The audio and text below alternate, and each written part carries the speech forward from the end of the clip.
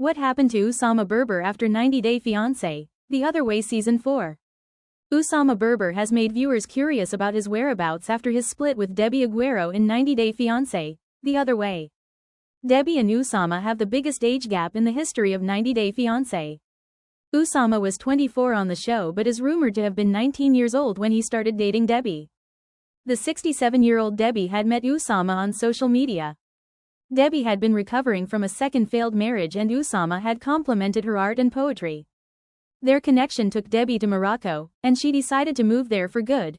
Oussama never expected Debbie to move to his country. He wasn't even sure whether he wanted to marry her. Oussama ended up giving Debbie.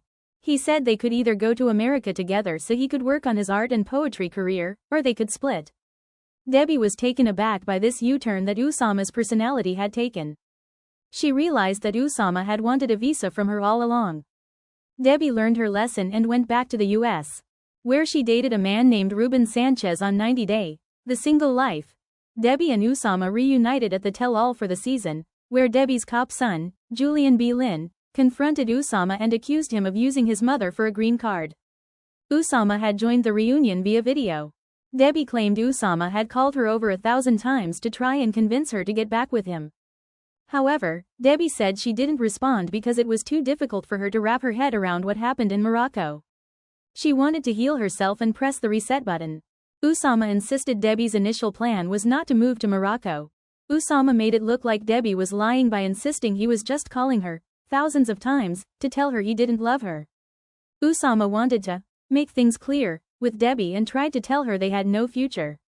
Oussama's response was ridiculous because he had also sent Debbie a text saying, "I love you." Oussama said that he didn't remember. He even went ahead and claimed he was never physically attracted to Debbie. Interestingly, Debbie was not ready to cut the cord yet. She agreed to reconcile with Oussama if he would move a mountain. Debbie wanted Oussama to buy her a plane ticket to Morocco, but Debbie herself was giving him and his family money. Oussama was a poet, and he didn't want to get a job because he was committed to dying for his dream. Debbie had sen.